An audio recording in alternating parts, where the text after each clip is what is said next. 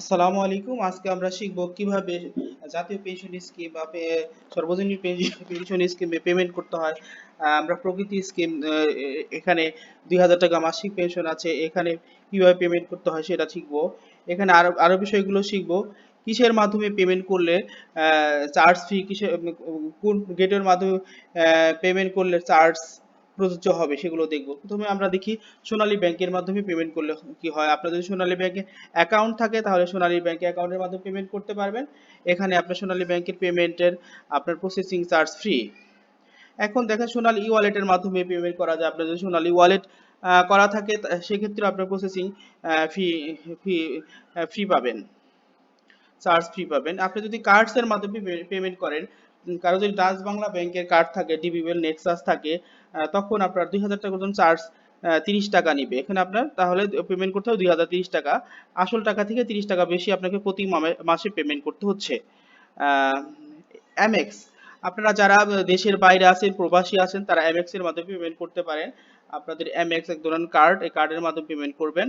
আপনার ডলারে এটা এটা দেওয়া হবে, এখানে ওইভাবে নিয়ে নিবে। ডলার আর টাকা ওইভাবে কাউন্ট হবে।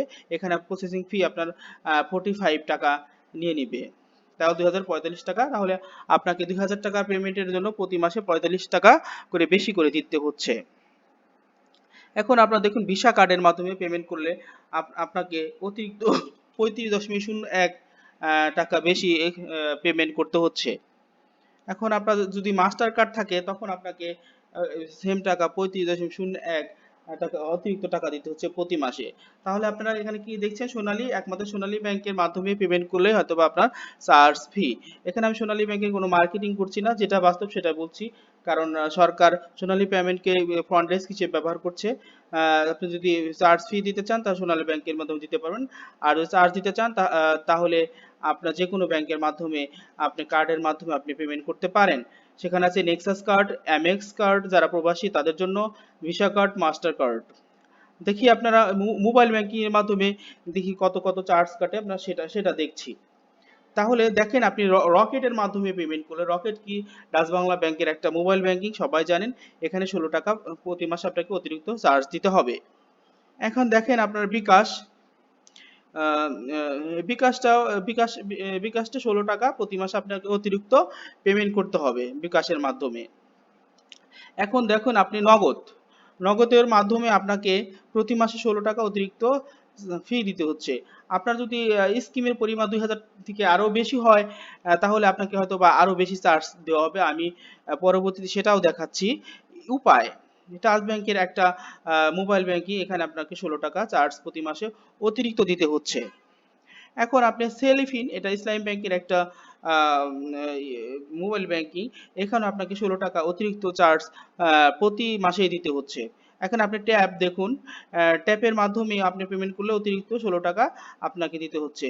এখানে ওকে ওয়ালেটের মাধ্যমে পেমেন্ট করলে আপনাকে 16 টাকা অতিরিক্ত দিতে হচ্ছে। তাহলে আপনি কি এখানে দেখে কি বুঝতে পারলেন, একমাত্র সোনালী ব্যাংকের মাধ্যমে আপনার চার্জ ফি হচ্ছে, কার্ডসের মাধ্যমে আপনাকে চার্জ দিচ্ছে, মোবাইল ব্যাংকিং এর মাধ্যমে আপনাকে আপনাকে চার্জ নিচ্ছে।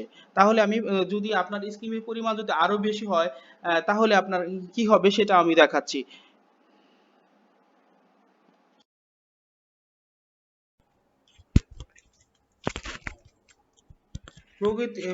প্রগতির স্কিমের 5,000 টাকা করে 3 মাস পর পর পেমেন্ট করবে। 15,000 টাকার একটা স্কিমের আমরা দেখছি আহ, কত টাকা কোন গেটওয়ের মাধ্যমে কত টাকা চার্জ কাটে। সোনালী ব্যাংকে তো ফ্রি, সেটা আমরা আগে দেখিয়েছি।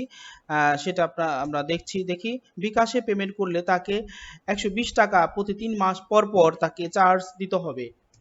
নগদে পেমেন্ট করলে তাকে সেম 120 টাকা পেমেন্ট করতে হবে। রকেটে পেমেন্ট করলেও 120 টাকা পেমেন্ট করতে হবে। উপায়ের মাধ্যমে পেমেন্ট করলে 120 টাকা পেমেন্ট করতে হবে। সেলফিনের মাধ্যমে পেমেন্ট করলে 119.99 টাকা পেমেন্ট করতে হবে। ট্যাপের মাধ্যমে 120 টাকা পেমেন্ট করতে হবে। তার মানে মোবাইল ব্যাংকিং এর মাধ্যমে দেখা যাচ্ছে প্রতি 3 মাস পর পর 120 টাকা চার্জ দিতে হচ্ছে। সোনালী ব্যাংকে ফ্রি, সেটা আমরা তো অলরেডি কয়েকবার বলেছি। এখন কার্ডের মাধ্যমে পেমেন্ট করলে দেখবেন ডাচ বাংলা ব্যাংকে আপনাকে প্রতি 3 মাস পর পর 225 টাকা চার্জ নিচ্ছে। এমএক্স এর মাধ্যমে 337.50 অনেক টাকাই নিচ্ছে। ভিসার মাধ্যমে 262.50 টাকা নিচ্ছে। মাস্টারের মাধ্যমে 262.50 টাকা নিচ্ছে মাস্টার কার্ডের মাধ্যমে।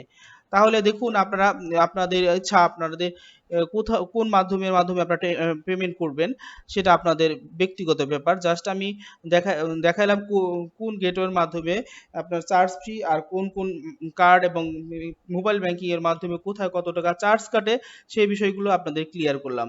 থ্যাংক ইউ আমার সাথে থাকার জন্য। আসসালামু আলাইকুম।